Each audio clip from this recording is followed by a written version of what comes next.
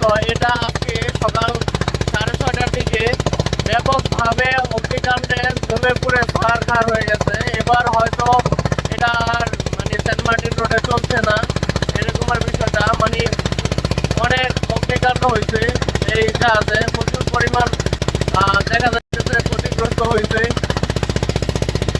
দেখতে পাচ্ছেন fire service এখানে কাজ করতেছে, এখনো ওইটাতে মানে ধোঁয়া বাড়ছে আর কি।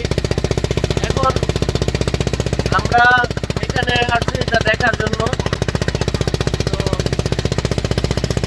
খুব বাজেভাবে অগ্নিকাণ্ড হয়েছে, তবে আমরা আমাদের হয়তোবা আল্লাহর রহমত ছিল যদি এটা সেন্ট মার্টিন যাওয়ার পথে ভ্রমণ পিয়াসু মানুষগুলো এটাতে থাকতো তাহলে হয়তোবা অনেক বড় ধরনের দুর্ঘটনা করতে পারতো।